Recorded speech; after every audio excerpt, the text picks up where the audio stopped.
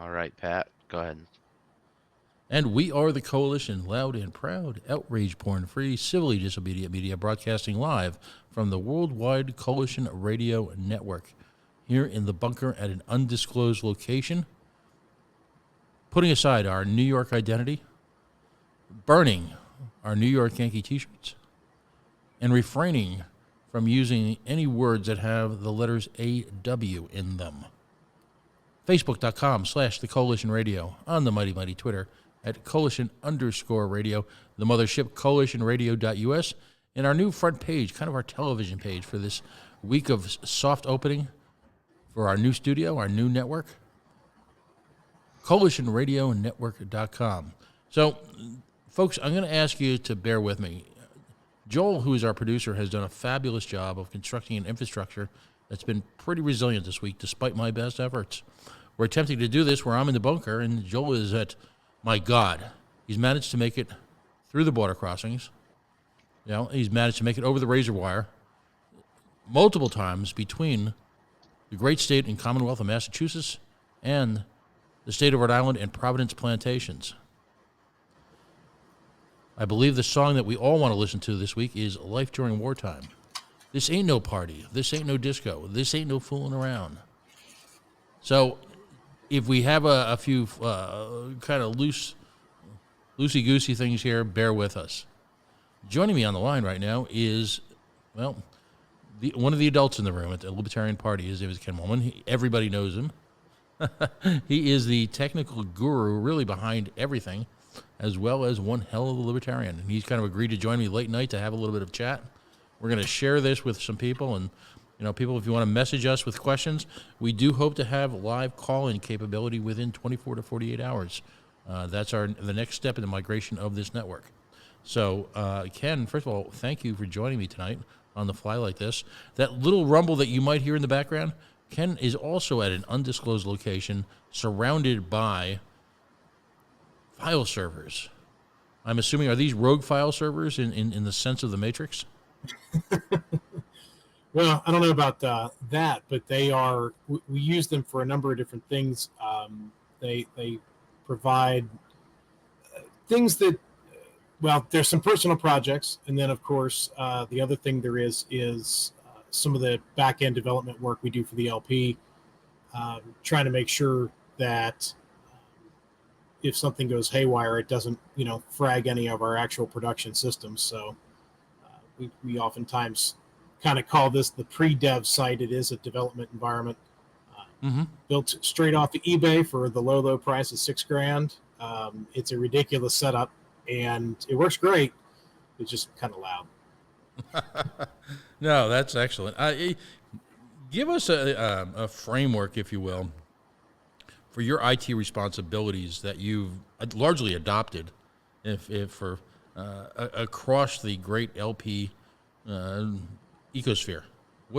Tell us about some of the things that you engage in on a daily and weekly basis. Well, one of the main things I do is maintain the back-end servers for the state CRM project, the lp.org email, and also the shared state email. Those are the two main things I maintain. I do a lot of back-end operations for those. I built that infrastructure out. We lease the servers, but the rest of it is all on us to maintain. And we did that to save costs. When I first got involved in this, we were spending about $2,500 a month on just lp.org, the website, and lp.org email. Combined, that was $2,500. Since that time, we've been able to reduce those IT costs significantly, mostly savings in lp.org, and we're able to then leverage some of those savings to build the national CRM project. And the nice thing about that is we're both saving money and expanding services. So that's something as an IT professional I'm always trying to do, is make things better and cheaper at the same time. And so I do a whole lot of that type of work. I've done a lot of the little this and that's miscellaneous stuff. Jess Mears had problems with her email, and I fixed that out over the course of a weekend. Whatever. It's whatever. It's IT work. You get what you get. You also have a great deal of responsibility and great deal of involvement in the ongoing development of the convention, and have done so for a number of years. Um, we're going to stay away now. I think the LNC meeting, I believe it was Thursday night, really covered the scenarios that we're facing, and I really the trouble is there are just too many scenario. I use the term war game that the folks in the convention oversight committee are wargaming right now.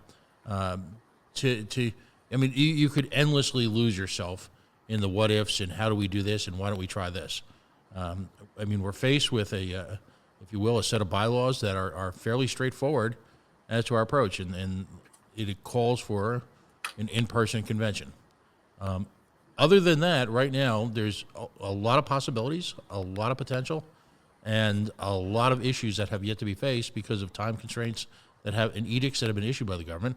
And other than that, I mean, until really I think the base decision was that by the LNC that until we get within 2 or 3 weeks, it's we can attempt to plan, we can attempt to provide alternatives, but the landscape, even in the past 24 hours, even in the past 8 hours, has changed so rapidly that it's almost impossible to keep up with events. I don't know if we're going to know what we're going to know until we know.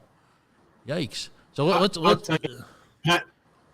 I'll tell you, Pat. Every day feels like a week on the COC, the Convention Oversight Committee. It's insane. I mean, every day, some state has changed something. Every day, some state is throwing some new regulation up that's going to affect some portion of our delegates. And obviously, the Convention Oversight Committee, and I said it on that call, it was kind of the parting thought, and I absolutely mean it. Everybody on the committee is committed to making the best convention possible. We had plans to make this the best convention ever, and the stupid virus has definitely interfered with that, and obviously the regulations that came with it. But we're going to do the best that we can, and part of that is making sure that none of our members end up disenfranchised.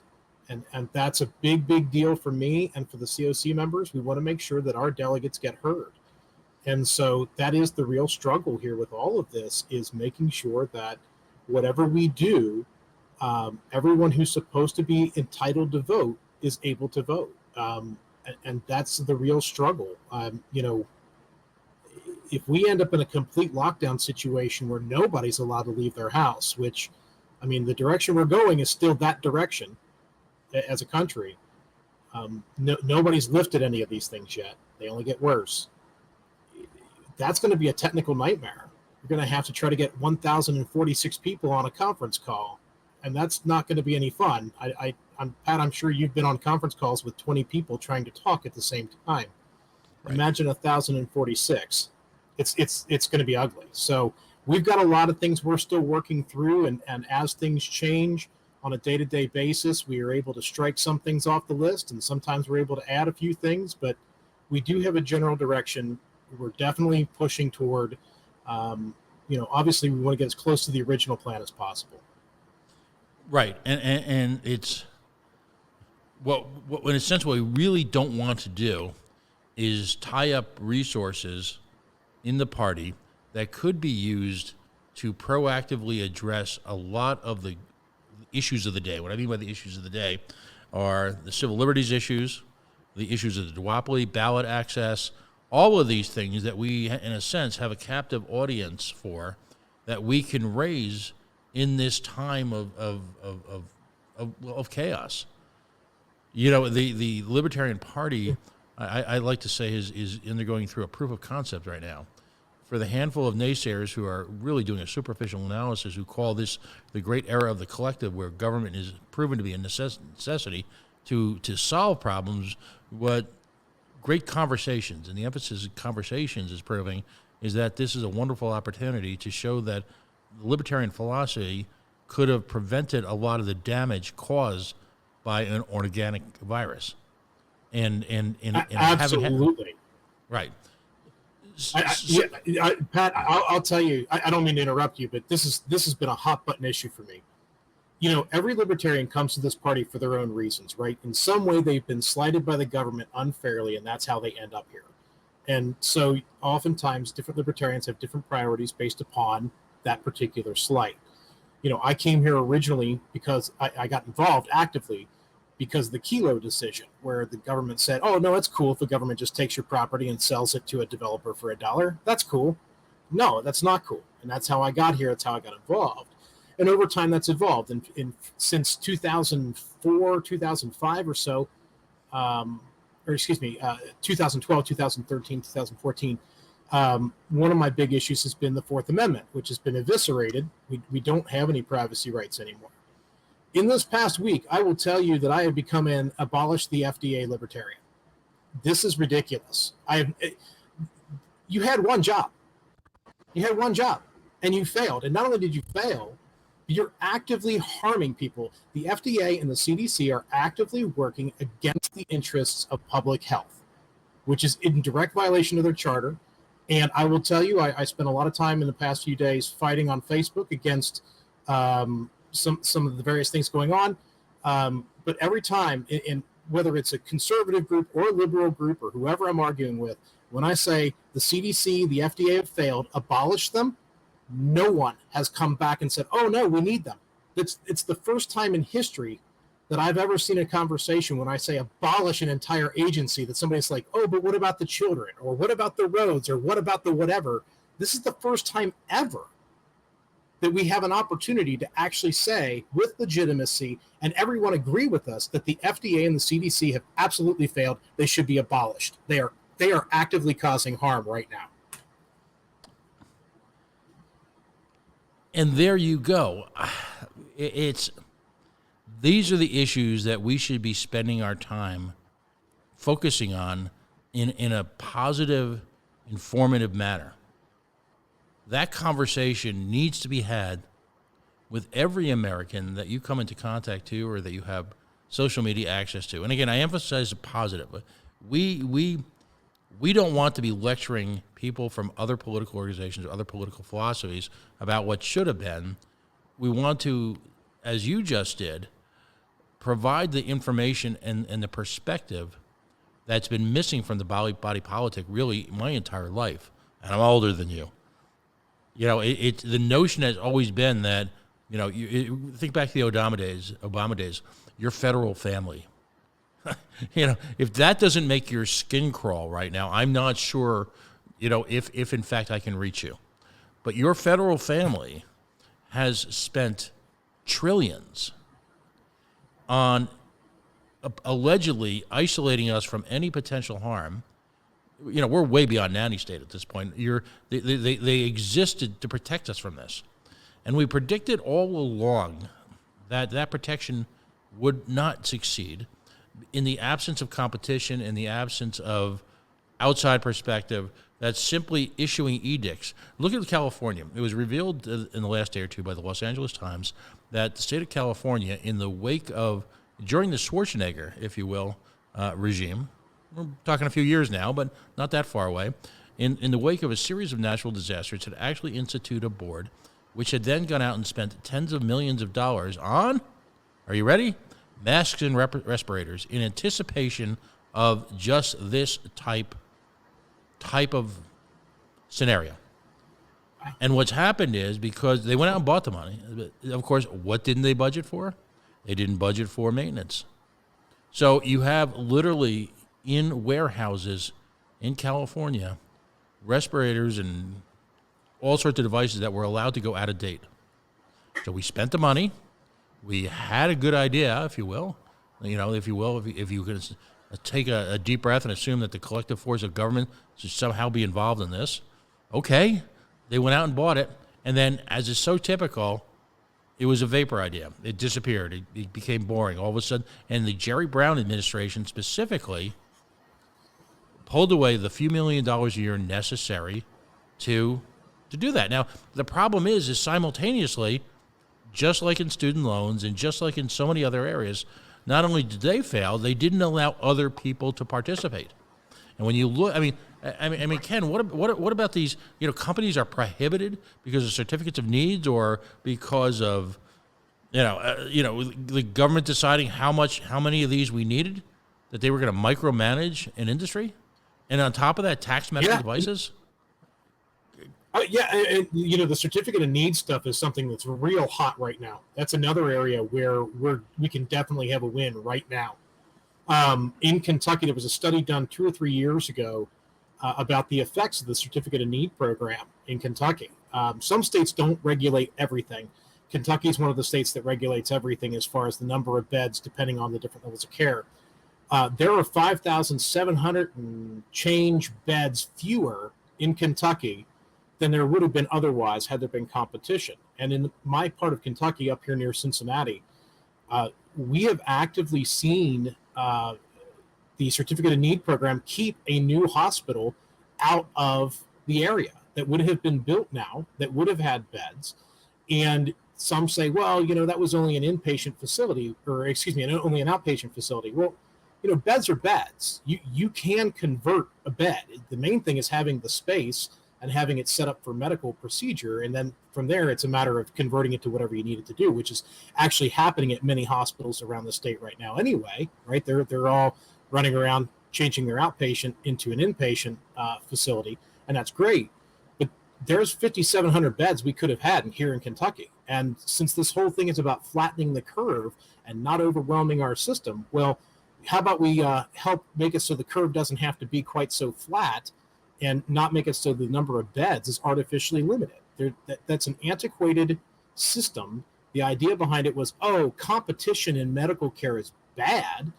And we see the results of that. Our medical care is phenomenally expensive. Between that and the federal government getting involved with HMOs and artificially increasing the cost of healthcare there, which is currently kind of outside the scope of the conversation. But, those things all add up. Every time you add regulations, every time you artificially limit competition, you're going to end up with a higher cost. And so the certificate of need right now is a great issue to talk about, because the one thing we need beyond respirators and PPE is hospital beds.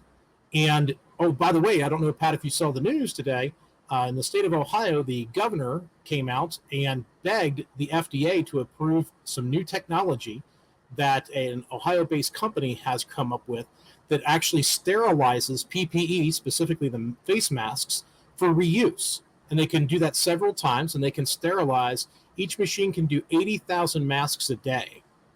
And right now, we're under a crunch for PPE, right? Everybody's screaming about face masks. The CDC has put out these ridiculous guidelines about, if you can't do it, and the local hospital literally is putting face masks in a brown paper bag outside of patients' rooms and asking the nurses to reuse the masks. That is not sanitary. And the CDC is literally telling people, if you can't find a mask, just go ahead and use some cloth, like a bandana or a scarf or something, and wrap it around. That's not a proper thread count. That's not sanitary. This is insanity. And the point being that now there's this technology that's out that can literally sterilize. Each machine can sterilize 80,000 face masks a day. They said they're going to ship out. They were willing to give 2 to Connecticut and 2 to Ohio, and I don't know if there were other states. But we're now waiting on FDA approval again. Now here we are again, FDA in the way. Right. After a while, when you do the political thing for a long time, you come up with a few catchphrases, a few things that are part of a stump speech. And every time I appear before a statist board or legislature, here's what I say, and it's not that great, but I think it serves a purpose. I believe in free market capitalism. Free market capitalism is the mechanism by which the individual can reach their full human potential. Now, here's why I say that. I'd love your comments on this. Very simply, free market capitalism encourages successful people to invest risk capital in the development of innovative technologies, some which succeed, some which fail. That's why we call it risk capital. That's why only certain people have it. But for those innovations that succeed and are profitable, and ultimately people are driven by profit, occasionally they're driven by altruistic means, but really when it comes down to it, greed, call it greed is good, but profit ultimately is the measure by which success is ordained, because ultimately we develop innovation on behalf of investors, and the investor class are, in fact, the stockholders, if you will. So those people develop some innovation based on angel investors or capitalistically driven investors, and they make something.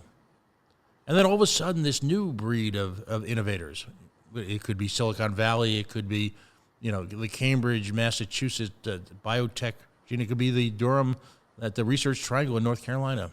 They're all over the country. But that's the source where innovation and the power of the marketplace and development comes through in a time of crisis like this. It's not the government. The government has never. Are you aware of any time, Ken, that the government had developed a product without free market support or without that type of support that suddenly saved the world? I'm not. Have you heard of any? Not to save the world. I was going to say the only one that comes to mind is the wristwatch. Wasn't that the whole thing where the space program came up with the wristwatch? But I mean, it's been 50 years. I mean, that the wristwatch. That's cool. Oh yeah, Tang. Tang. Yeah. That's what we need this right now.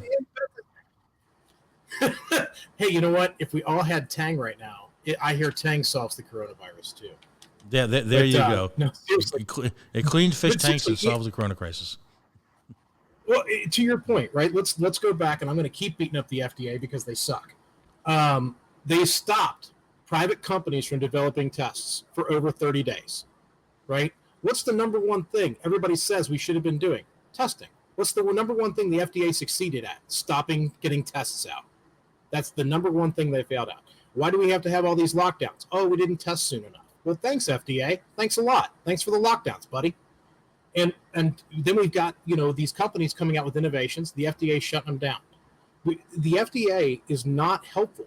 Now, maybe that's an issue of government bureaucracy is just not able to respond fast enough. And I put forth that might be actually the case, that no form of bureaucracy can react fast enough. Maybe that's the whole point. Maybe that, when it comes down to it, what we actually need is to not have bureaucracy, to rather than have a proactive regulatory state, to have a much smaller state where people who are harmed can get rectified, but not have an active stopping mechanism, right? And that's kind of where I am. And without getting too deep into it, I'm a radical minarchist. I believe that the court system should be focused on making people whole, right? Instead of sending people to jail. If you steal my car and wreck it, I don't care if you go to jail. I want my car back. And so that's what the system should be focused on, is rectifying harmed parties. And likewise, this regulatory scheme that's supposed to be protecting us is very, very evident right now that it is harming us. It is actively harming us every single day, and everything that's happening on these lockdowns and everything else is a result of the FDA harming us.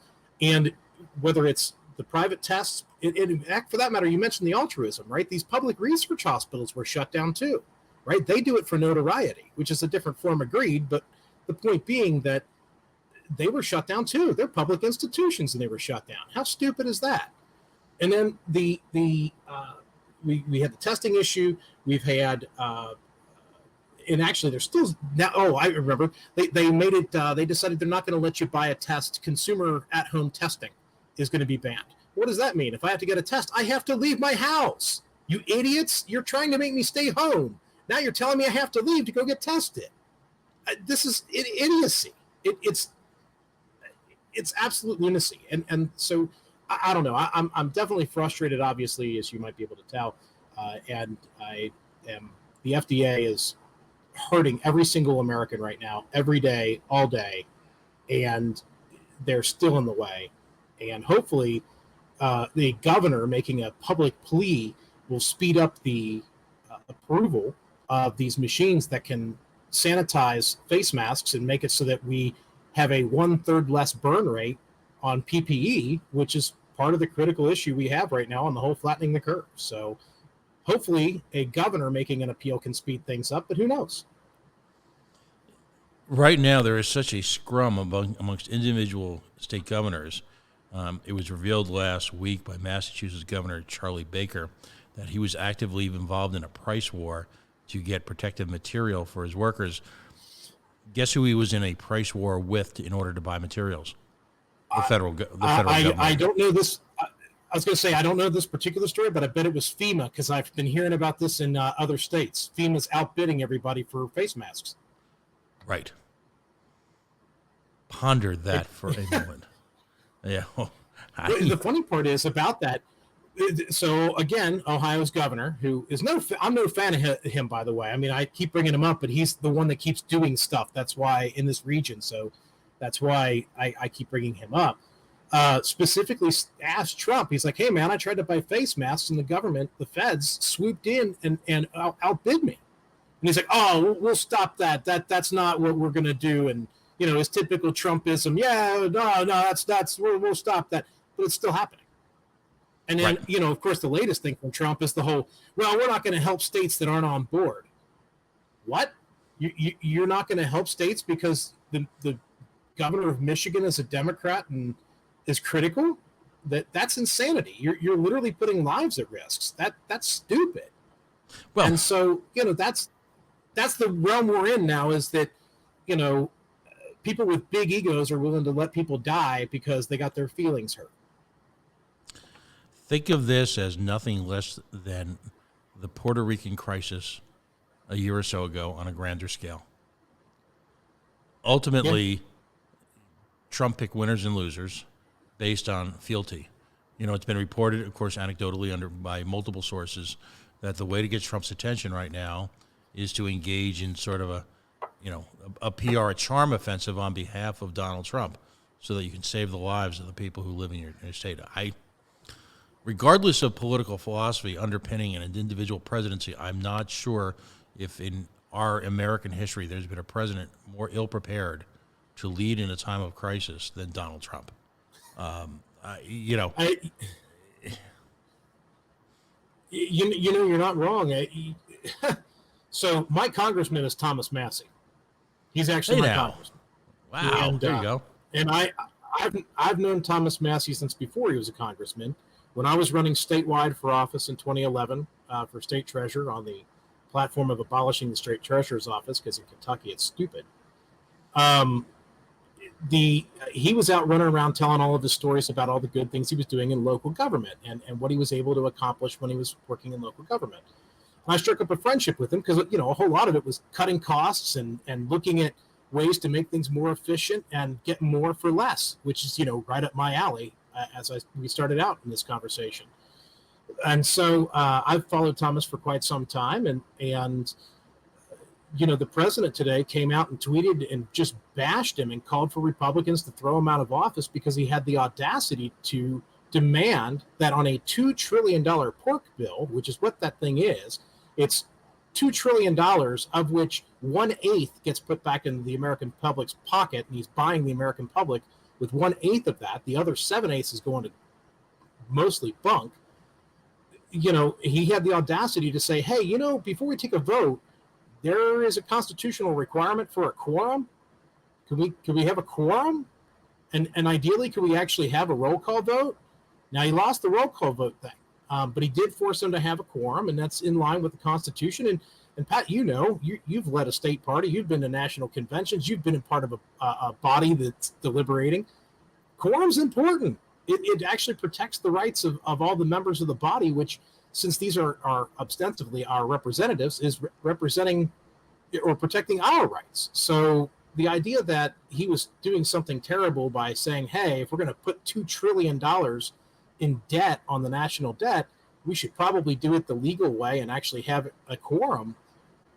That drew the ire of the president. And I don't know, man. The Republican Party's the cult of Trump. It might be the death knell for Thomas. I don't know. He's, like I said, it's an interesting situation here on the ground. That's for sure.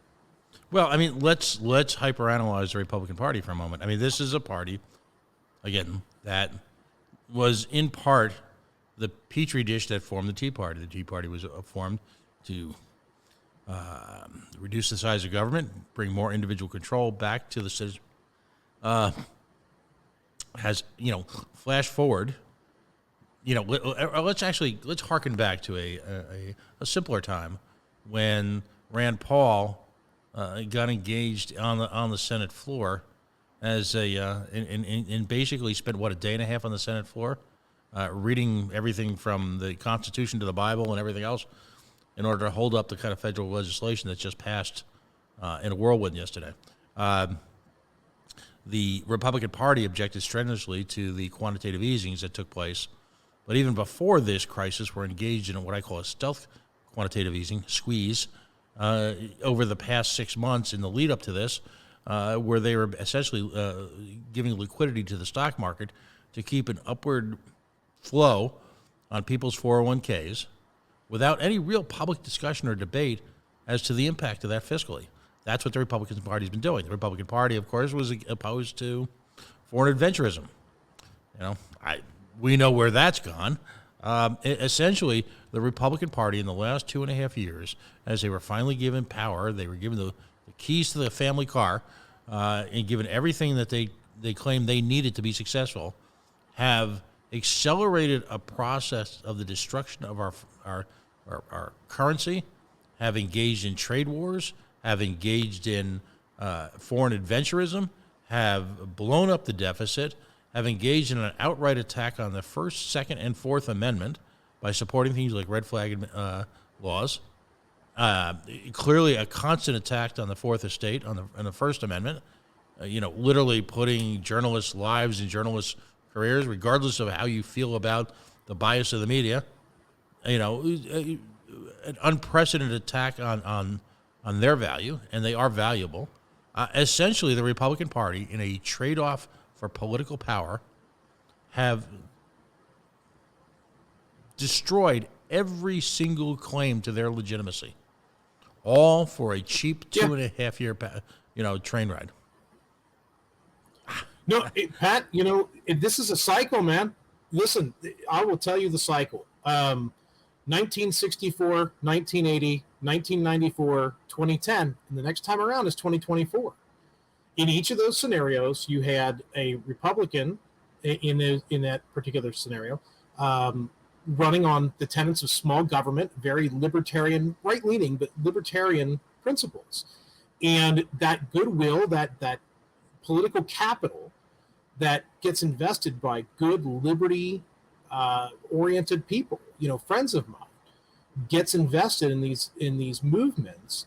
And in the end, that capital is collected, saved up, and then spent to work directly against those people's interests. And that's a tradition that goes back from Goldwater to Reagan to the 94 Republican Revolution to the Tea Party. And I think we're seeing that again now, where the political capital of all those Tea Party folks has been fully turned around. They are now, without any hesitation whatsoever, I don't know if I'm looking as jumpy to myself as I'm looking. The screen's glitching on my side. I hope I'm coming through okay. But my point is that all that political capital gets built up and then used directly against their interests.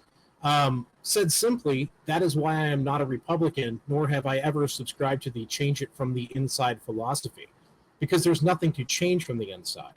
They take your political capital and they burn it, and they collect it all up, and then they use it completely against you. With this bill, we are adding at least $3 trillion to the national debt this year.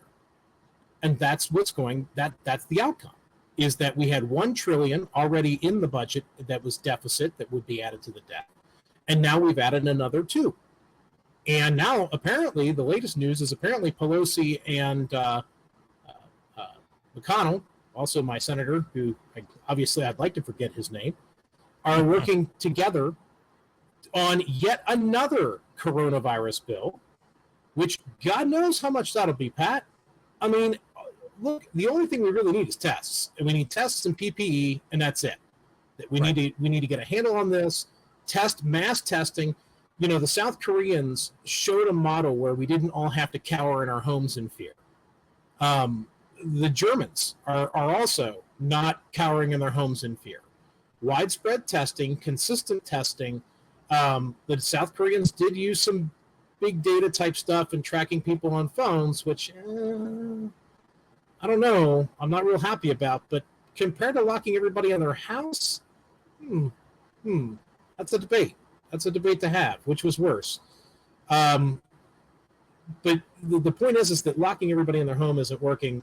We're going to have next week's unemployment numbers are going to be terrible, and we've added $3 trillion to the debt to boot. Plus, God knows how much more coming down the pipeline. So, and we still don't have any tests.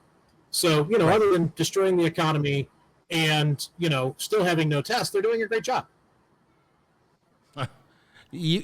And on top of that, we have eliminated any moral hazard, if you will, to failure. We have, in a sense, real sense, vindicated the Pelosi claim, the progressive claim that simply write a check, simply print the money. When we talked about, I mean, and how can a Republican? I didn't even talk about. Go ahead. Sorry, I didn't mean to interrupt you, but I didn't even talk about the fact that they fired the printing presses up and have said they'll lend $1 trillion per day to banks. That's outside of the national debt. That's just inflating our currency. I didn't even talk about that part. I mean, they're destroying the economy. And the only reason the market isn't still falling is because they've got the printer press going so fast, which, by the way, for millennials out there, the humor, there's a website, brrr.money, which is absolutely hilarious, especially it's a millennial humor thing, but it's really funny, where basically there's a guy, it's a picture of the Federal Reserve, and they're printing money, and you can adjust how fast or how slow they're printing the money. It's really entertaining. But it's made to prove the point that they're just printing the money. They're just poof. Here's another $1 trillion every day. Mm-hmm. And you know, at the end of the day, our currency is not backed in any commodity. Our currency is backed in the full faith and credit of the United States government.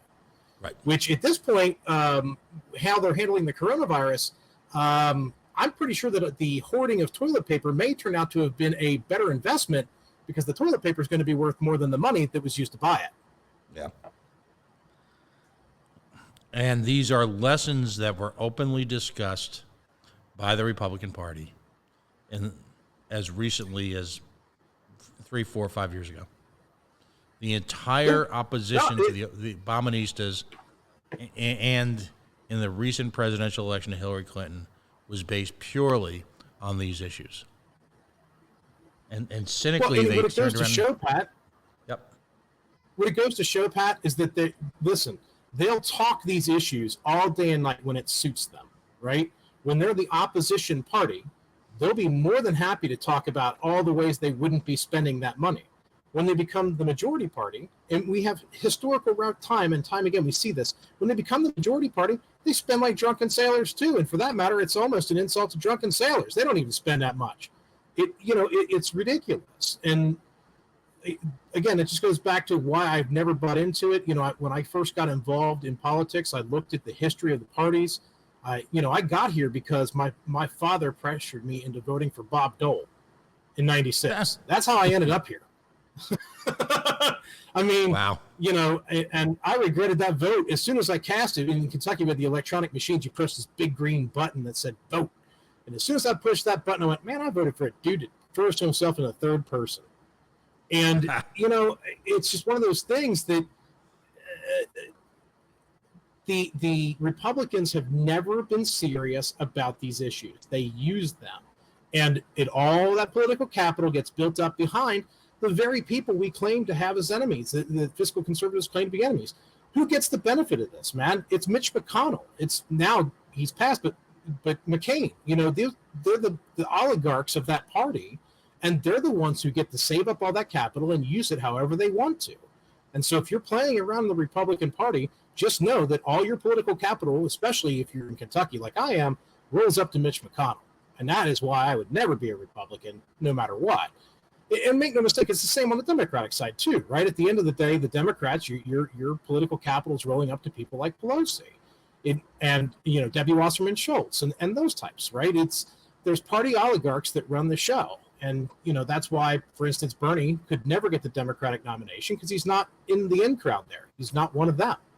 And they will do, and they did the last time around, everything they could to make sure that he was not the nominee, even if it meant cheating, breaking their own rules. You know, and that's just the way it is. And the Republicans are no different, right? You're either part of the in club or you're not. And there's nothing you can do to ingratiate yourself. Rand Paul tries to play nice with these people. I'm telling you, once Amash and Massey are out of the house, they're coming for him next. They don't want libertarians they don't want libertarians for anything but their vote. They do not want them in their party elected to office. The single greatest fraud perpetuated and perpetrated on the American people by the Republican Party is that somehow if you display fealty to Donald Trump and everything he represents, is that somehow the enormous amount of wealth transfer that's taking place to Trump and his interests will somehow rub off on you, despite the clear evidence at this point that the very first people who have been impacted both politically and financially by the Trump administration are, in fact, a significant part of his supporter base. And that's the big lie of the Republican Party.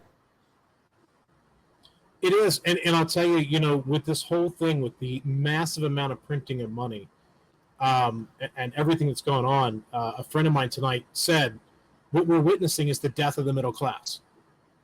That's what we're witnessing, is the death of the middle class. And I can't argue with that. I mean, you're taking away, you cut the lower end of the pay scale out by banning their jobs, which then inherently rolls up to the next level, right? The middle class, my job, right? I work in IT. Well, those companies that were shut down are some of our customers. Mm-hmm. That cuts into our bottom line as a company. And I'm considered an essential employee, good for me, but what's that do if I don't have any customers? And so, we're going to see if they don't lift these things soon, and I don't know that they're going to. All these, in Ohio, they're saying that they're going to hit the peak in mid-May, which, okay, that's the peak. So we're going to be stuck in lockdown for the next month and a half. And then are you going to let us out sometime soon? Like, do we have to wait till the peak goes all the way out? What's the plan here? Because I don't want to be stuck in my house for the next 2, 3, 4 months. I like going out to the bar. Pat, I don't know if you know, I'm a big karaoke guy. And so I love going out and, having a few drinks and doing karaoke. I got to get out, man, and this is nuts.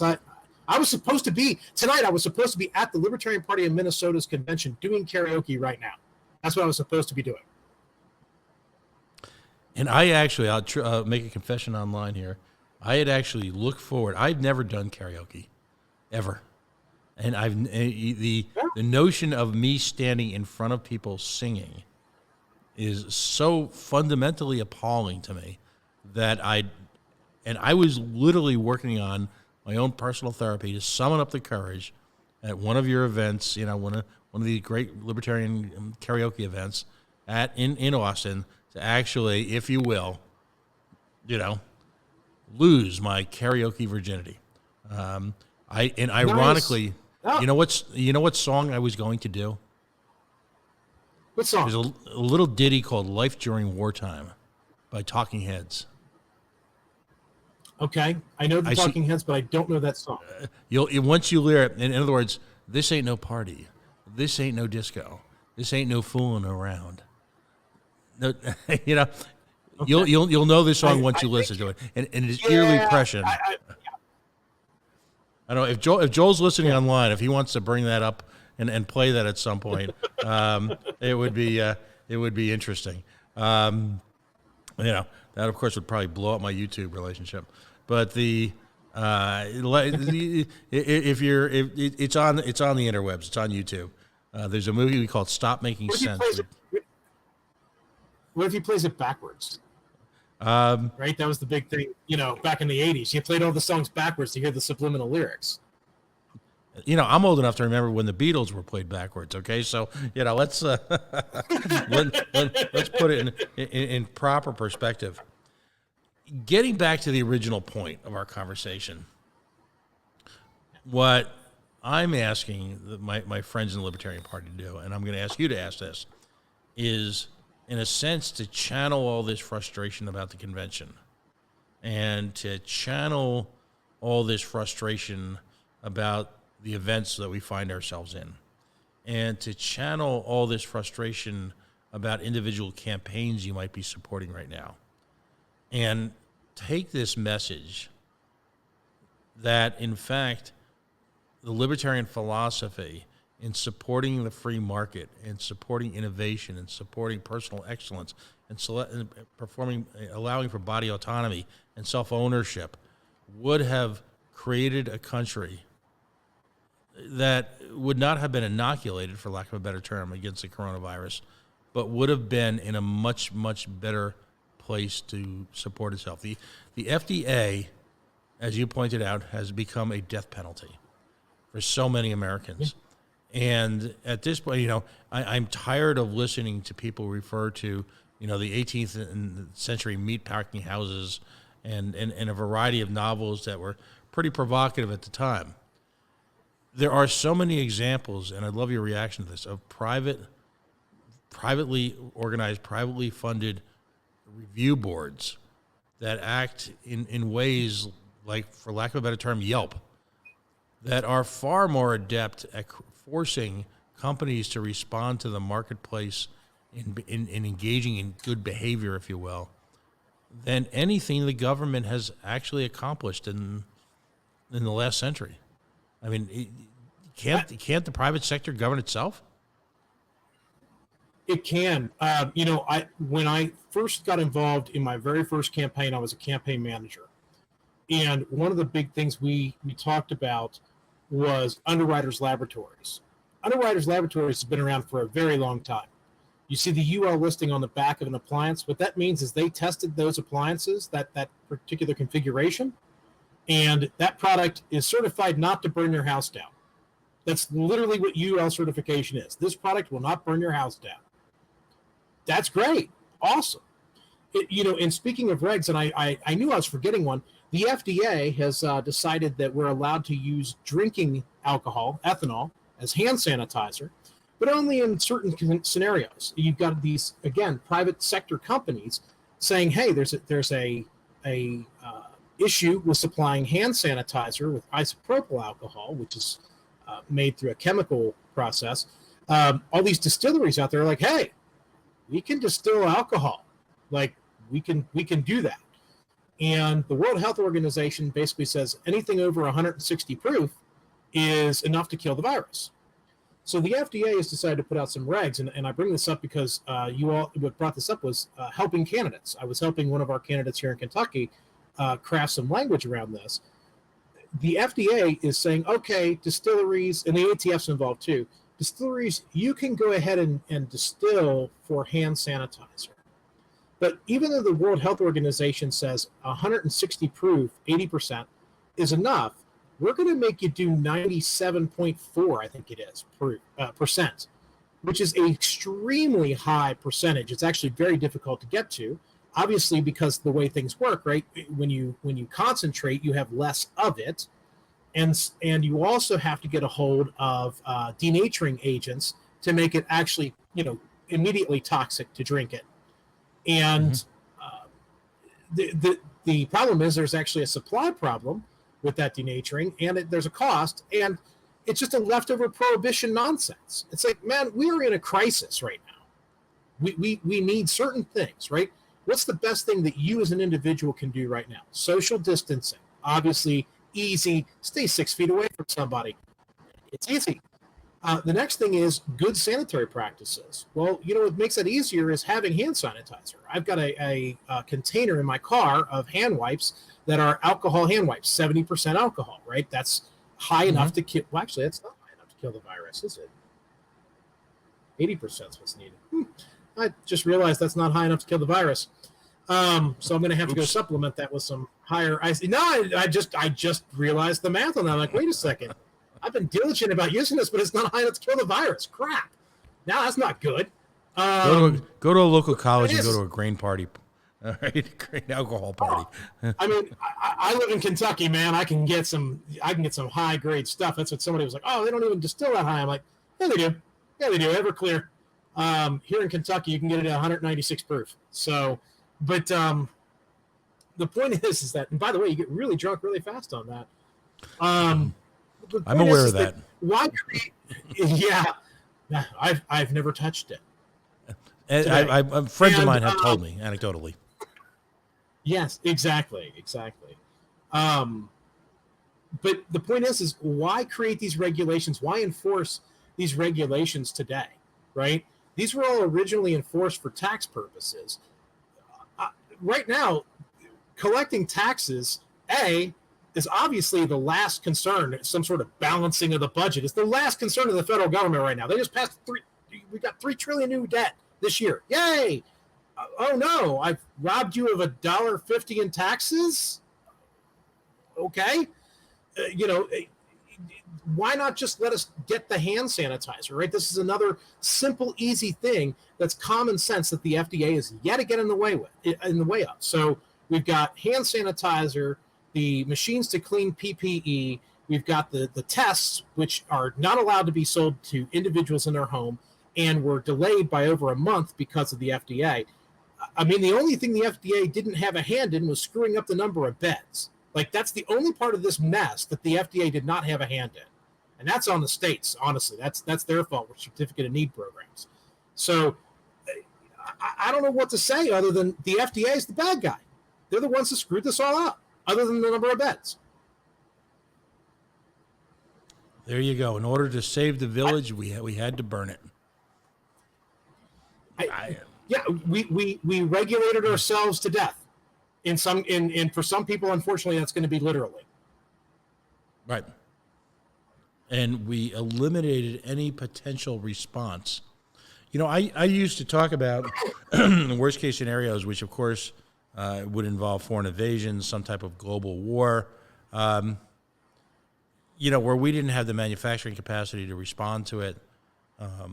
There are a lot of folks who, incredibly enough, are promoting the idea that we can tariff our way into having the homegrown manufacturing capability to respond to it, which displays a stunning lack of understanding of fundamental economics. And of course, I'm talking about, Trump's, a number of the members of the Trump administration.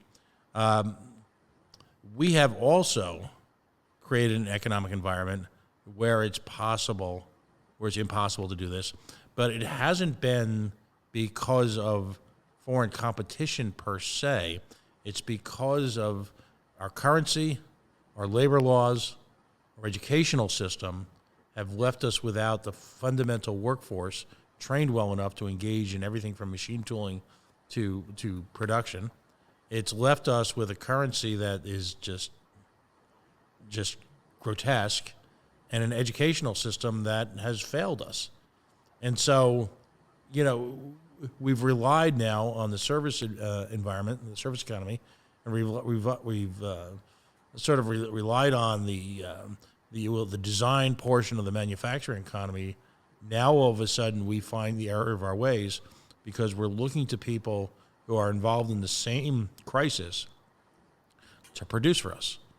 And it is, despite what Mr. Trump thinks, it isn't, let's do a show. Let's go to the local GM factory and retool overnight and start producing masks, because the barriers to entry the government has created with regulation have made it so difficult to retool to manufacture what we need to save ourselves.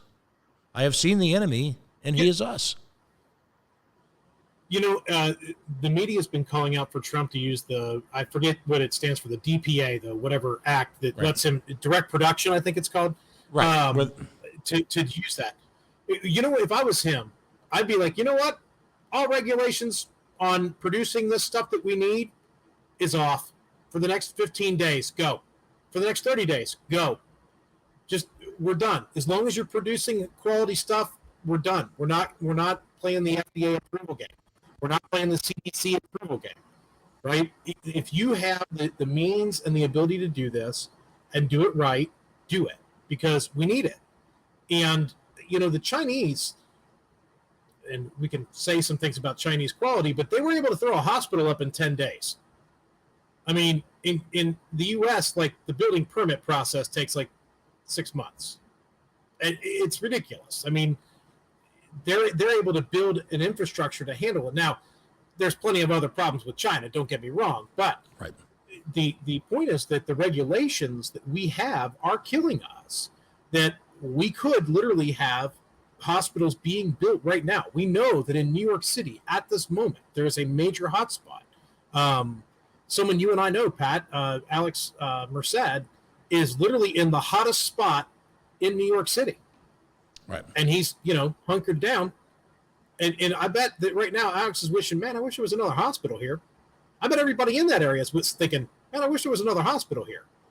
Ken, And my the daughter, problem is that the my regulations daughter, are- I was gonna say my daughter lives in Brooklyn. I can't bring her out now if I wanted to. She's in a safe place, a good spot, but my daughter is there.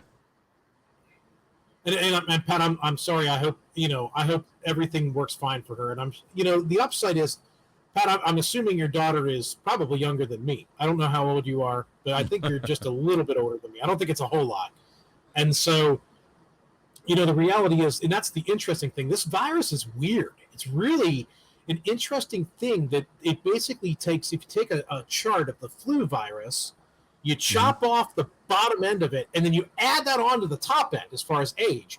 That's like the risk factors for death in this curve. It's a really weird scenario. So, I'm assuming that your daughter's probably in her 20s. Yeah. Am I right about that? Yep. Yeah. So the chances are, thankfully, she's in a good place from an age demographic that she should be okay. And so, that's the upside of this virus, is that at least we don't have kids dying. I mean, that is a weird thing. On last check, no one under 10 had died from this thing worldwide. There were a couple of infants that died today, but again, I don't know. I don't know what medical circumstances. I mean, again, there's so much misinformation, confusion that I don't know if we'll really know the entire picture. I don't know if I trust any governmental reporting facility. I mean, my daughter's in a good spot, so she's. Go ahead, buddy. I'm sorry. I was just going to say that our government's not reporting proper numbers either. That was another thing the CDC put out is, states, you don't need to actually tell us anymore what's going on. Huh? What do you mean they don't have to tell the federal government? I mean, as a radical minarchist, one of the things that I think is important is that the feds should make sure that the states aren't trampling on the rights of the locals. And so one of those things would be like, is this type of ridiculous home incarceration is what I'm going to call it, which is basically what this is. I mean, all we're missing is the ankle monitors, which I guess would be our cell phones now. Is this justified? And the only way that can be known is with data, right? And now the state of Ohio is literally not reporting tests that come back negative. They are not reporting that number at all. All we know is the number of positive results and the number of deaths. And that's it. Well, now we don't have the information to know, hey, is this working? Are we actually stopping the spread of anything? What is going on? All we know is that this number of people's infected and this number has died. And it just blows my mind that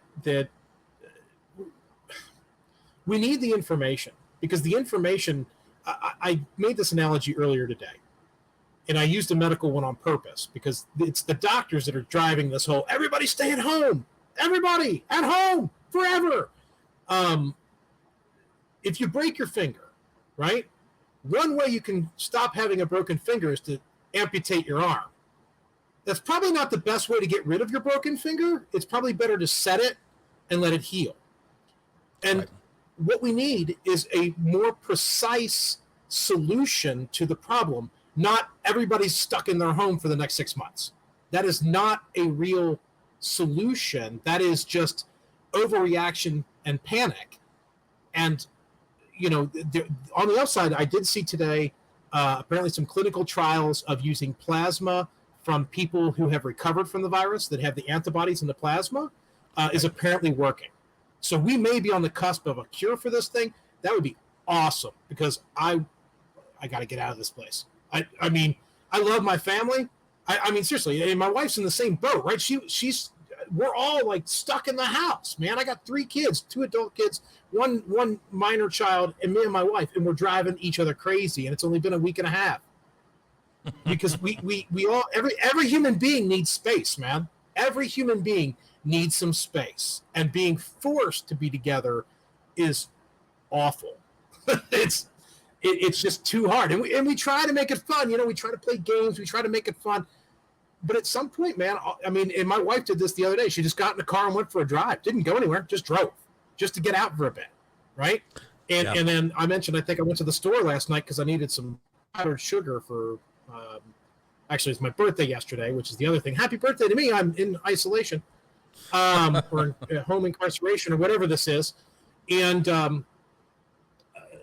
you know, it was good to get out. Listen to the radio, sing some songs along with the radio, just to get out of the damn house. And this can't last like this. I mean, I can't see how the country isn't going to go into full-scale uprising if we don't get out of this thing in the next few weeks. Well, it's I'm blessed that I have this outlet here. I'm really going to be stepping up the programming over the next couple of days. I find myself temporarily furloughed from my employer. So I am on the dole. I am on the teat, if you will. That's a first for me. I think in about 2 weeks in the 80s, I was on unemployment. So I'm going to channel my energies in this. Mark Rutherford, it looks like he's going to join us tomorrow, who's an outstanding libertarian who has got quite a legal background. He ran a very, ultimately losing, but a very, very successful high-level campaign to be Indiana Secretary of State just in the last election cycle. And we're going to probably discuss some of the constitutional law aspects of this. Nice. And I'm going to reach out to a variety. There's a vast libertarian talent pool out there of folks like yourself, Mark. We had Joe Bishop Hedgeman on last night. I'm looking forward to having your opponent in the Libertarian Vice Presidential campaign, Richard Longstreet, on. We'll be on in the next few days. Vice Presidential Chair. Yeah, not Vice President, not Vice President. No. Vice Chair. I'm a back end guy. I try not to be a candidate. That doesn't always work out, but I try not to be an external candidate for political office. You and me both. I got a face made for the back rooms. But let's spend a couple minutes before we sign off. You are running to be vice chair, so I just want to give you an opportunity to talk about that a little bit. You've mentioned already the commitment you've made to the party over the years, but just give us kind of a 5-minute stump speech on your desire to be vice chair and your plans and what your approach would be. Okay, well, and I'll try to make it even shorter than that. I have a very extensive resume, and I'll give you my website at the end of this where you can check that out. Mm-hmm. My entire platform is all about helping affiliates. I believe that we need to grow that the one thing National can do and do well and do for every affiliate party is provide tools that, if they choose to use them, can help them grow, and specifically help them grow county parties. And I believe that county parties are the end game to actually having a successful party. Not the end game, but it's the main thing. We need to have strong county parties. Once we have strong county parties, then we start building our fundraising network. Once we have strong grassroots and we have strong fundraising, then all we're waiting for is the right candidate in the right race. Because you can't run a race with an AstroTurf support level. You have to have a base of support. And that base of support, while not running for office or not helping someone run for office, is continuing to help build, to continue to find more people. There are studies that say that 20% of the voters out there are already libertarian. Well, where are they? They're not in the party. Hell, they're not even showing up at the ballot box for us, right? We need to get those people to, at a minimum, show up at the ballot box for us. And then we also need to try to get them involved in the party, get them doing some small task that will help. And if you need a small task, I've got a long list of tasks that I am more than happy to help you take one off my plate. The point is that there has been some talk about cutting back on affiliate support. I think that is exactly the wrong move.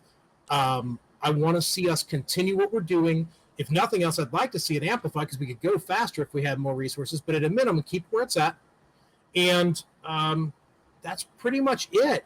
Richard's not my enemy. I'll put that out there. We disagree slightly on direction of the party. Not that significant. Not that anybody outside the party would even notice or care. But internally, every little nuance is a major thing. And so the point is that nobody in the party is my enemy. I want to grow the party. I want to do that at the grassroots level. I want to get people involved. And my website is KM, so Ken Molman, KM, the number 4, VC, Vice Chair, VC, KM, number 4, VC.com. And I've got my resume up there. I've got all the stuff you'd ever want to know. You can find my Facebook page through there. You can ask me questions, whatever. But I'm definitely into this party. I've been here active since 2006. I've been a member since 98. I'm not going anywhere no matter what. We're going to keep pushing forward. And I will tell you, across my 14 years of active involvement, I have seen this party grow. It continues to grow. It's slower, obviously, than any of us would like, but we're getting there and we're growing. And as long as we keep going that way, I'm still in for the fight. Excellent. Ken Moman, he is like I said on our little show publicity, he is the IT superstar for the Libertarian Party, one of the moving forces in the Convention Oversight Committee, which is tasked independently of the Libertarian National Committee with running the every 2-year convention,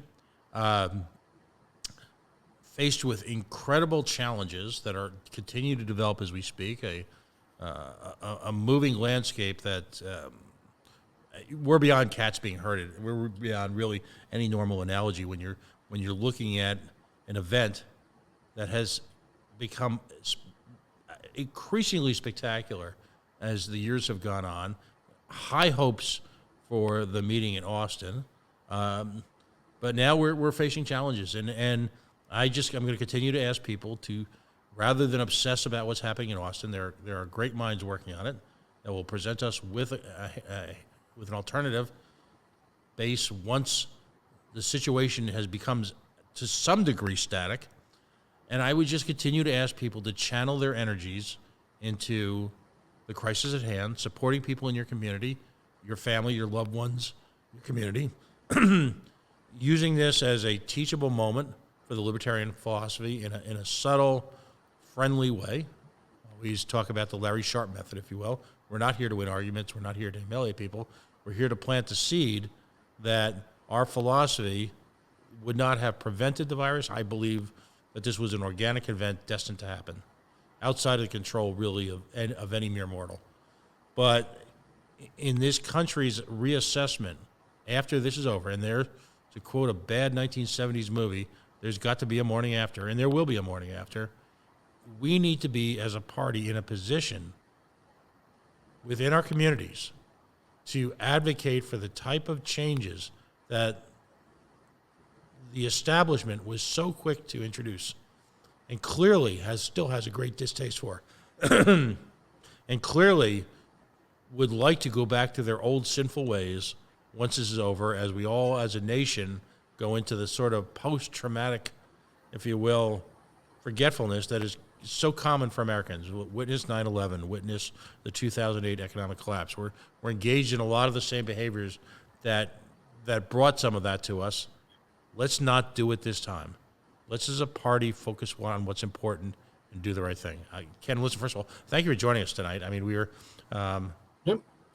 You're going to be hopefully a regular participant in this show. We will have Richard on in the next few days as well to talk about his take on events and, spend a couple minutes on the campaign. I think at this point, we all as a party understand that individual campaigns are important, but right now the response, both in terms of party events for this summer, but also our outreach to the community, really, for lack of a better word, trumps everything. And I applaud your contributions on every level. So, well, I appreciate that. And listen, if there's a parting thing I can leave people with, Kara Schultz has actually been on top of this, a staffer at National, if you don't know her. Everybody's kind of freaking out right now. I mean, everybody. And understand that people are kind of at their wits' end. Try to be nice. Try to be nice. Because right now, everybody's feeling the stress. Because just like I alluded to before, with, like I said, I love my family. I just really don't want to be trapped here with them any longer. Everybody's feeling that. And, just try to be nice and remember that everybody's trying to get through this thing too. And it's not your neighbor's fault that we're in this mess. Even if he agrees with, what's being done, it's still not his fault. He didn't make the decision.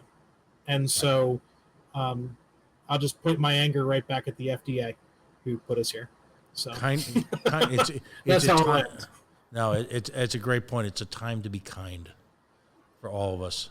Yeah. Imagine folks who are, as one person likes to say, seasoned citizens. I've got a 97-year-old father who's in a remarkably good place in an assisted living facility, who's in better shape than I am probably, and he watches. He's a two-time Purple Heart award, if you will, in World War II, shot twice by the German army, and here's a guy who's got a remarkable attitude, who every day since World War II he's considered it a bonus day, because the odds of his survival as an infantryman in World War II was practically non-existent. Pat, I don't want to get too personal, but what's his take on all this? Because I've actually been very interested to find out what the Greatest Generation, what's left of the Greatest Generation, what their take is on this. Because they're not only are there so few of them left, they lived through World War II. Your father got shot in World War II, and they're also at the very highest risk level. So I'm curious to find out, if you don't mind, if it's not too personal, what his opinion is, because I'm genuinely interested. Now, he's got multiple takes on it. First and foremost, like I said, he does occasionally reference survival guilt still from 1945. He'll talk about, particularly as he's gotten much older, he's brought up events that he'd never discussed with his children. One of them was to me, and I'm the youngest, so of course they shield the youngest from a lot of things. But on the day he came home, walking past Gold Star houses, where Gold Stars were right on the front door on just about every house, mothers crying and screaming, how is it that he came home? And never forgetting that. So there's this sort of kind of gauzy feeling that there was none of that tension existed after World War II. It did, just differently. So he's happy to be alive every day. He's torn because, there was a lot of things about the Donald Trump administration that appealed to him early on. And I'm not going to disabuse him of his convictions. He is very frustrated by both sides of government using this as an opportunity to pile on all the lard and all the crap of the legislation. Now, this is a guy who spent a good part of his day when he's not walking. He can outwalk me at this point, but spends a good part of his day, they're sheltered in their rooms right now. At quality institutions around the country, you've got hundreds of thousands of elderly in their rooms, meals being brought to them at assisted living facilities by a lot of wonderful, thoroughly underpaid people. The level of care he's getting is phenomenal. He looks at the ability of Americans to sacrifice. He grew up and went to war and left behind a family that engaged in a great deal of sacrifice every day. When I was young, they showed me the leftover tickets that they had that they got, for their meal allocations. Americans were rationed in World War II. A lot of people forget that. And so his question is, are Americans willing to make the kind of sacrifices necessary in order to, as a family, not because the government is telling them to, but as just as human beings, in order to get through this? And he's not sure. He's absolutely not sure. Now, here's a guy whose son is a libertarian. He was nearly a 40-year employee of the United States Postal Service. And so you would say to him, how is it that you became a libertarian when your father worked for that? Ironically, it was my conversations that I had with my father as a very young person that led to my libertarian ideals. He was the first person who discussed, when I was a young teenager, about what happens in government, the mission creep, the growing of the feudal systems that grow up in government. When you hire someone to do a job, he would often talk about the first thing that they would do is hire someone to help them. And then over time, you would see this explosion in personnel with no real desire or real level of competition to provide excellence. And he remarked on that all the time, which, looking back, was remarkable for a lifetime employee, if you will, of the federal government. He made that observation, and it stood with me for my entire life. So go ahead, buddy. What's funny about that, Pat, is that the U.S. Postal Service, and I don't know if you followed this a few years ago or not, they've been losing money for a long time. Right. and they're a corporation, but they're controlled by Congress, which to me is a weird setup anyway. Right. But the Postal Service has to get any high level change approved by Congress. And they said, Right. hey, we can save a boatload of money by cutting another day of mail, right? Yep. Or I can't remember. Originally it was Wednesday, and they're like, oh, we can't do it during the week. So they said, okay, we'll cut Saturday delivery, and we'll save this much money. And Congress wouldn't let them. Like, they were trying to become more efficient, and Congress wouldn't let them be more efficient, and then still castigate them for being inefficient, even though it was Congress themselves that was causing them to be. It's just a funny thing because Well, I'll tell you having this. never seen a government agency lobby to make itself more efficient to Congress and Congress tell it no. Like, that was a weird, unique situation. I don't think we'll ever see the FDA going to Congress going, we could do less stuff. No. Right? That's not going to happen. And so the Postal Service doing that was really ironic. And it's interesting because the one thing that's really saved the Postal Service here for a while anyway is the boom of Amazon. They're using the Postal Service for the last mile deliveries, which, I live out in the boondocks, so all of mine pretty much get delivered by USPS. Here's the single biggest barrier to financial solvency in the post office. Excuse me, we don't have the cough mute button here at the studio yet, but we'll get there. And folks never talk about this, and I only know this because I grew up. I went to college because of the United States Postal Worker Union. I'll be blunt. In the United States Post Office, think about it.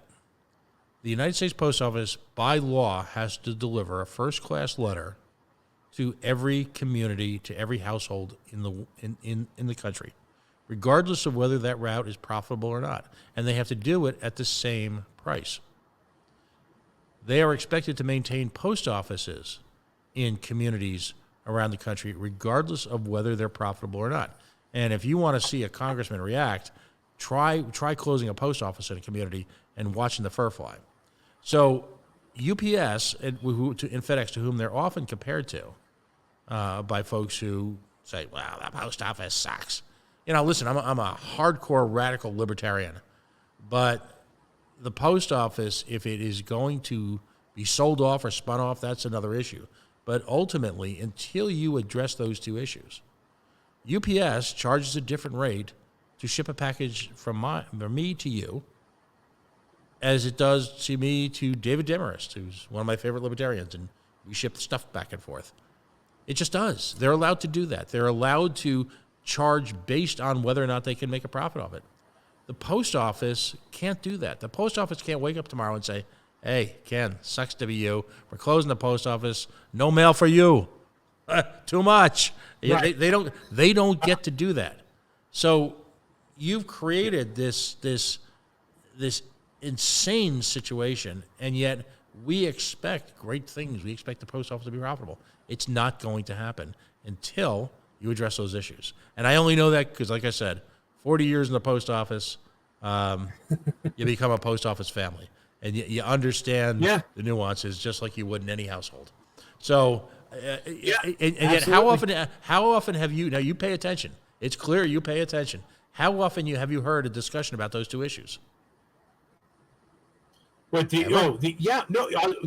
I will tell you, they actually did pass and let the post office consolidate some of their rural post offices here in the past few years. Mine actually was consolidated, which was probably good. My post office was the saddest post office you've ever seen. It was literally an old 2-story house in a city that really never took off. It is a 2x2 grid of a city, and it literally had a screen door for an entrance. It was the saddest post office you've ever seen. I was like, I had to pick something up there because I had a sign for it, and I was like, this is a post office? What? Oh, am I at the right address? And I'm looking around, and then I saw the car in the driveway. It's literally a house. The car in the driveway has a U.S. Postal Service magnet on the trunk. And I'm like, maybe, I guess. I'll go knock on the door. And sure enough, it was. But, yeah, so they closed mine and consolidated it. And, they're trying. I mean, I give them credit. They're, for a government-owned corporation, internally they're trying to come up with ways to save money, and good for them. I mean, I don't begrudge them trying to become efficient. It's actually a rare thing. Like I said, Mm-hmm. it's really strange that the post office is like the one government agency that bucks the norm. Everybody else is like, spend it all, spend every dollar. We have to make sure we get more money next year. And the post office is like, dear God, save money. We're losing our ass. So it's just a weird thing that the post office is just a totally different beast. But I mean, in my postals, the delivery lady is super duper nice. I talk to her from time to time, but she's also super busy now because she's doing two different postal routes instead of one. So, it's interesting. But yeah, the post office definitely does take in a lot of veterans. I got a lot of friends of mine that are Afghanistan veterans that now work for the postal service. That seems to be where a lot of veterans end up working. And at the end of the day, that's not a bad thing. If people are sent to war, whether we agree with the war or not, and that's a whole other conversation. Those guys signed up to do something that they thought was right. Whether the country did the right thing by them or not, that's a whole other story. And you can talk about the VA and all kinds of things like that. But I'm glad that they're getting a gig. I'm glad that they're getting their life going, and they're, like I said, actually, the interesting part is that I haven't run into a grumpy postal worker in a long time. You remember in the 90s, there was the whole the game Postal and all that stuff. I haven't run into a grumpy postal worker in forever. Listen, he's been retired. I'm going to say he in a few years he'll be approaching been retired longer than he worked there. So it's interesting to watch. But again, his concern is, are Americans willing to make shared sacrifice anymore? And jury's still out on that, my friend. Jury's still out. Well, and you're not wrong, and there's nothing wrong with that question, especially within a libertarian framework, right? It's just a question of whether it's a government mandate or if we stand up and voluntarily do so. And I had this conversation fighting on one of the liberal pages, one of the liberal political writers' pages earlier today. But libertarianism is all about actually evolving natural human greed, right? We're taking human greed, but we're evolving it to understanding that working together actually benefits all of us, including ourselves. So we're taking what is an innate instinct, which is to survive and to gather and to, have things, and take that to the next level where we understand that when we help other people, we're also helping ourselves. And when we work together voluntarily, we're helping ourselves and others. And that's a good thing, that we don't do it by force, that we eliminate the need for force, whether it's a foreign or domestic scramble for goods. We work together to elevate all of humanity, and that benefits all of us. And at the same time, it's still self-interest, right? That's the interesting part. It's still self-interest, but it's an elevated, better understanding of self-interest that we're helping everybody, which also helps us. And so it's just a matter of, we don't want the government to tell us what to do because they're dumb and not good at it. And we can do a better job individually. And, that's my 30-second description of libertarianism or so. Excellent. Well, I look forward to having him back on. Listen, hang in there with the convention. We know that we're all rooting for you, regardless of what the end game has to be. And we've all got our individual kind of suspicions as to what's going to happen. But regardless of that, I just, my hat's off to the COC. It's having been able to sit in on the last couple of meetings, I think has been wonderful for everybody, because I think folks really understand now at a high level the challenges you face, and and also the work level you face, which is once folks realize just how much work it is to be a volunteer on a particular project, a lot of the criticism and the second guessing and the Monday morning quarterbacking goes away, because you know what? I've never seen you or any one of a number of folks in the libertarian movement turn down volunteers. And I get the sense that if those folks want to change something, and the opportunity is there for them to volunteer to help to support the effort. I'm just sensing that. How about you? Yeah, I'm trying to find my to-do list here so I can flash it on the screen real fast. It's on one of these papers here, but Yeah, my to-do list is about 15 high-level tasks right now, and if anybody wants to take some stuff off my plate, more than happy to help or take the help. And no, I mean, I think one of the interesting things, if people are going to keep obsessing about the outcome, why don't you all start up like a betting pool? Because I sure as hell don't know what's going to happen. Just, I mean, we don't know. We just don't know at this point which route we're going to have to take. So if you want to make something fun out of it, go find a black market thing offshore or something and bet on it. I don't know. Because at this point, if I said, hey, this is where we're heading, 8 hours from now, 12 hours from now, 16 hours from now, it could be completely different because things keep changing. And so we keep monitoring, we keep watching to see what's going on, and we will make sure we get the best convention that we can get under whatever circumstances we're facing. There you go. And we will move on, and there will be an election, and I'll spare you my rendition of tomorrow because, as we all know, it's only a day away. Well, and I will say, in closing, regardless of who gets our nomination, it will be infinitely better than Donald Trump. It will be infinitely better than Joe Biden, who's likely to pick up the Democrat nomination if he remembers how to get to the convention. And if I'm Joe Biden, if I remember, watch out for Mario Cuomo. Okay? Oh, you know what? I will tell you, you're not the first person to say that today. Yep. And, I know we're at the end here, but watch for that because Cuomo is getting a lot of respect around the country. And even my wife, who's, former R turned L because of Trump, she even commented, Trump wishes he was as good as Cuomo. I just called him Mario.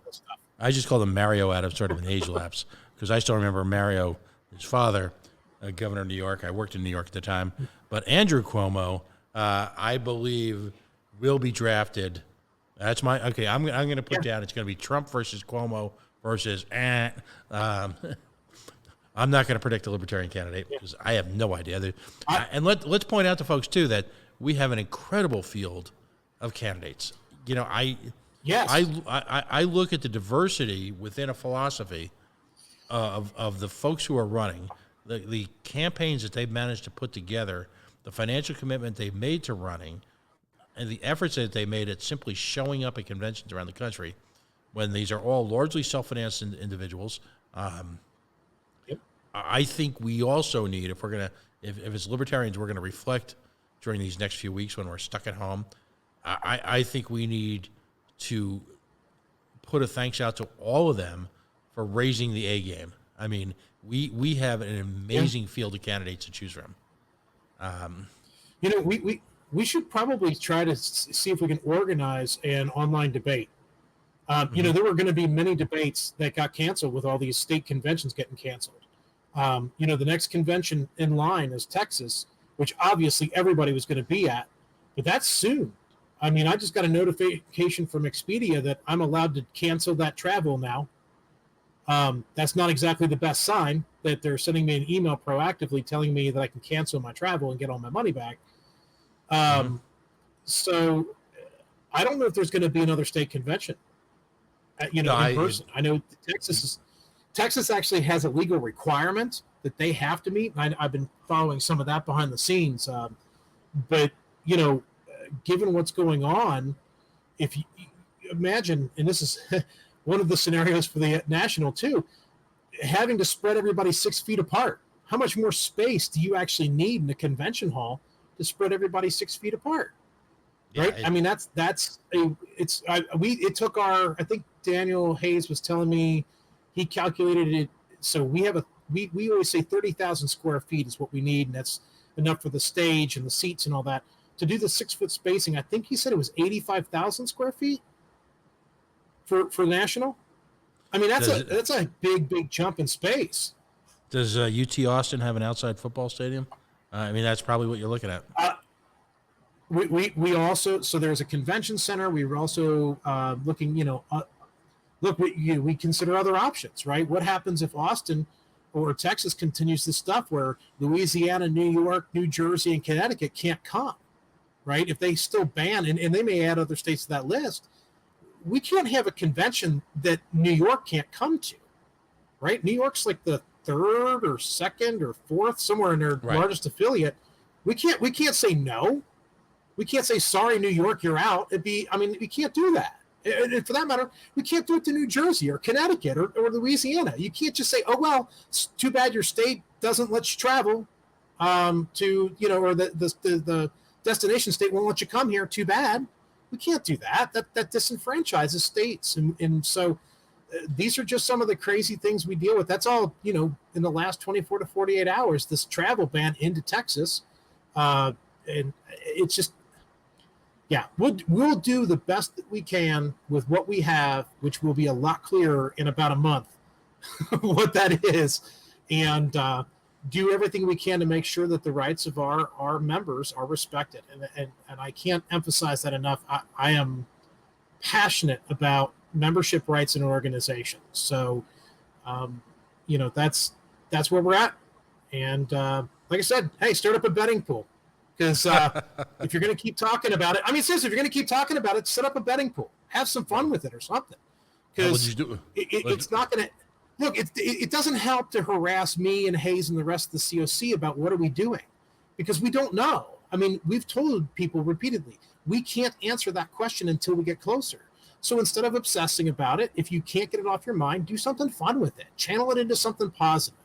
Right? Turn it into a betting pool. Turn it into a game. At least have some fun with it.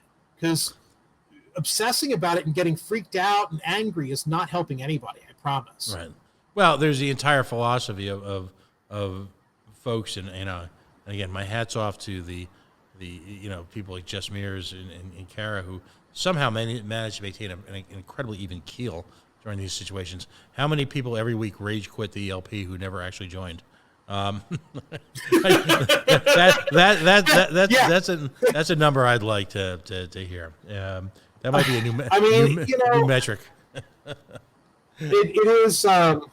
It's sad because at the end of the day, and it is an interesting phenomenon that third parties have this weird criteria, this extra high bar that we have to meet, that somebody can be 70% Republican or 70% Democrat and 98% Libertarian, and they're like, oh, you don't agree with me in the last 2%. I'm going back to my old party. It's like, but you would agree with them even less. Like, what? But that's a real phenomenon. I've seen that for many, many years in outreach, and as a former state chair and former region chair and former candidate, campaign manager, and all these things I've done, you just see that weird vibe that people are always looking for an excuse to get out. It's like I have to ease my conscience, pretend like I was going to totally do something, and then give myself a reason to rage quit before I did anything so that I can sleep well at night saying, oh, well, it wasn't going to work anyway. Well, you didn't even try, man. Look, I've been frustrated with the party. Hell, I've been here 14 years, Pat. At some point you're ready to quit just because it's like this is angering. People will frustrate you to the end. To the nth degree. I'm sure you recognize that, Pat. You're a state chair still, right? Yep. So you know this. You know this. It's like there are some people you will never ever please. No matter what you do, no matter what you say, there are people who are going to naysay you and hammer you no matter what. And the only thing you can do to get through that is just know that there are people that are going to naysay and hammer you no matter what. But on the sidelines, there's a bunch of people that are applauding and happy that you're running the organization and trying to move it forward, and are glad it's not them that has the burden of the responsibilities. Which that's just and that's the kind of stuff that keeps me going. Is that I know that we continue to grow, and that there are lots of great people out there. And again, we kind of already rehashed this, but I will again say, if you want to volunteer in the Libertarian Party, you can send an email to info@lp.org. You can send an email to me, although I'm not listed on the website anymore. Darn, because when I declared for vice chair, I wasn't allowed to be staff anymore, even though I wasn't ever paid to begin with. And so whatever. You've been laid off. Yeah, well, I took a massive pay cut of nothing to nothing. Yeah, but the point is that find somebody involved with the party. Trust me, they're involved. Anybody who's in leadership has a project that they can loop you into. If you have a passion for outreach, if you have a passion for back office, if you have a passion for making phone calls, especially right now, if you like doing phone banking, now is the time, because everybody's trapped at home and there's nothing else to do. So give them a call. They're kind of bored. They'll actually be kind of happy. Yesterday I pondered listening to more about the guy who was calling about my car's extended warranty, but I still hung up after he said that. So anyway. All right, buddy. Well, listen, again, thanks for joining us tonight. Ken Moman, he is the IT wizard of the Libertarian Party, intimately involved in the ongoing drama otherwise known as the 2020 Libertarian National Convention. He's also a candidate to be vice chair, and clearly he is, as we like to say, in honor of the late doctor, he is that libertarian. And Ken, let's stay in touch. Come on the show again later in the week, and we can talk some more, and we'll continue our harassment of the FDA. How about that, buddy? Absolutely. And whenever you're ready to, I mean, we could do it every day, but that would be annoying after a bit. An update on the convention stuff. Yeah, I mean, we could update every single day. It'd be a different update, but whenever you and your audience are ready for additional updates on convention or IT stuff, or whatever else is the drama of the week or whatever, if I've had enough time to pay attention to the drama of the week, happy to talk about it. All right, buddy. But right. I will say we one more thing. Remember, the enemy is out there. It's not in here, right? Right. The enemy is not in the LP. The enemy is out there, and that if we could all just remember that, we'd be in a lot better shape. Words to live by, buddy. All right, man. So thanks, man. I appreciate the time, and I know I'll go forever. Anybody who knows me, I'll go forever. So you got to cut me off when you're ready to go, man. Yeah. Listen, when we get to Austin, we'll start the marathon. All right, regardless of where the convention is, we'll start the marathon coverage. Listen, have a great night and get some rest, and let's stay in touch. All right, bud. Sounds good, man. You take it easy. Thanks to your audience too. Have a great night. Hey, you too.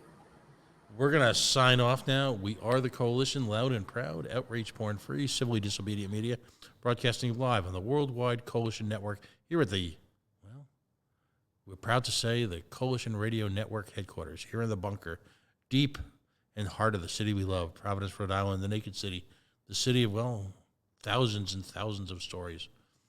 We try to tell a couple every day. We are going to be on tomorrow morning. We're going to put up a schedule first thing tomorrow. We're going to be on and off all day, having folks locally and nationally weigh in on the ongoing crisis, but also to take a look at other issues, because life will continue. Life will go on. We will survive this, and we are going to, number one, address what happened, what we can learn from it, but also, number two, carry on all the other challenges we face. So stay tuned. We'll be back. Have a great morning.